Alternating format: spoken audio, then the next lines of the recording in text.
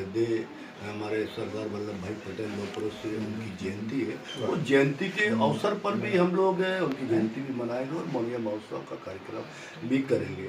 और ये बड़ा उत्साह भी हमारे चल्ला विधानसभा में रहता है। पिछली बार आप देख सकते हैं जब 20-25 हज़ार से ज़्यादा लोग मौनिया महोत्सव और दर्शक पूरे आए, और इस बार भी हमारी व्यापक तैयारी है और निश्चित रूप से ये तैयारी बहुत अच्छी, पिछली बार से भी ज़्यादा अच्छी होने वाली है।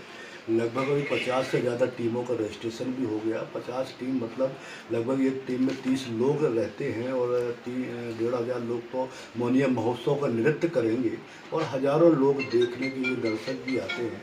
और अभी अब 3 दिन बचे हैं तो 3 दिन में और भी टीमें आएंगी।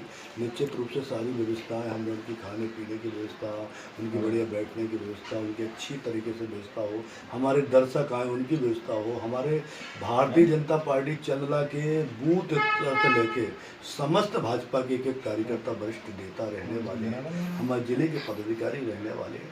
तो निश्चित रूप से आपको पता होना चाहिए कि हमारा चल्ला विधानसभा, जैसे पिछली बार हमने अभी इसी वक्त रामनवमी दुर्गों में चुनरी यात्रा निकाली, तो नए नए जो हमारे परंपरागत चीज़ें हैं जो हमारे बुंदेलखंड में बहुत ही प्रचलित होती है, तो हम प्रयास करते हैं कि नवाचार के माध्यम से अपने क्षेत्र में जो कभी नहीं हुआ है, चल्ला में कभी भी मौनिया महोत्सव नहीं हुआ। गांव-गांव में जरूर दिवाली करते हैं मगर इतना भव्य आयोजन कभी नहीं, चुनरी यात्रा भी कभी नहीं निकली। तो हमने एक बार जटाशंकर चोरी चित्रकूट पद यात्रा भी निकाली। और भी ऐसे आयोजन हैं जो हम धीरे धीरे, जैसे होली मिलन समारोह के बड़े भव्य कार्यक्रम किए। हम नगर में होली मिलन समारोह निकले, मतलब पहले हम लोग एक समाज और लोगों को बुला के होली मिलन करते थे, मगर इस बार हमने होली मिलन भी हमने कहा हम घर घर नगर में जाएंगे, तो डोर डोर टू हम नगर में गए और होली मिलन गले लगाए हमने शुरू। तो हम नई नई जो परंपरा हमारी, जो पुरानी परंपरा है, निश्चित रूप से हम ये करेंगे तो आने वाली हमारी पीढ़ी भी ध्यान में रखेगी।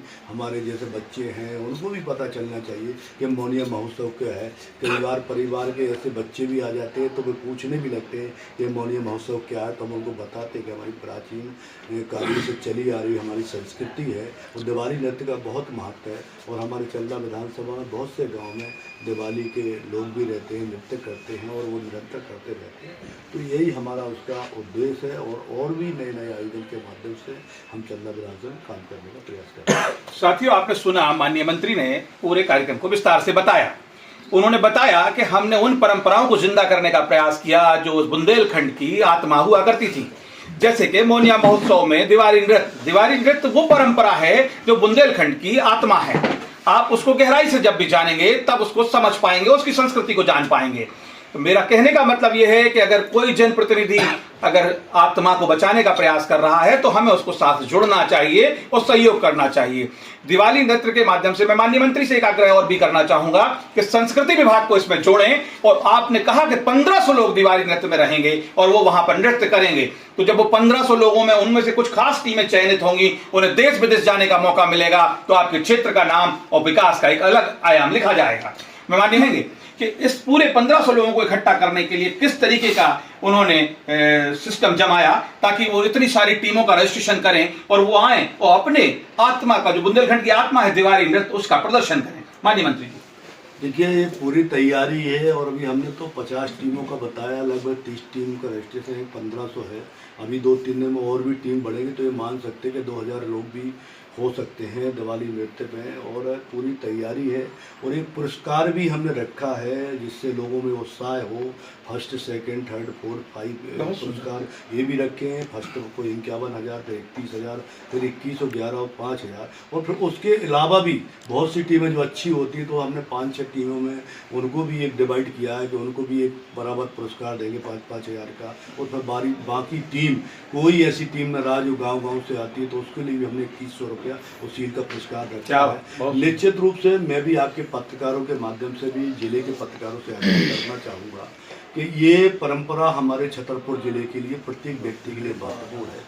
अगर ये खेल महोत्सव हो या हमारा बुंदेलखंड दिवाली नृत्य हो, कैसे आयोजन अगर भव्यता की तौर पर प्रदेश ऊपर तक पत्रकारिता के माध्यम से जाए तो निश्चित रूप से हमारे छतरपुर का भी गौरव बढ़ेगा।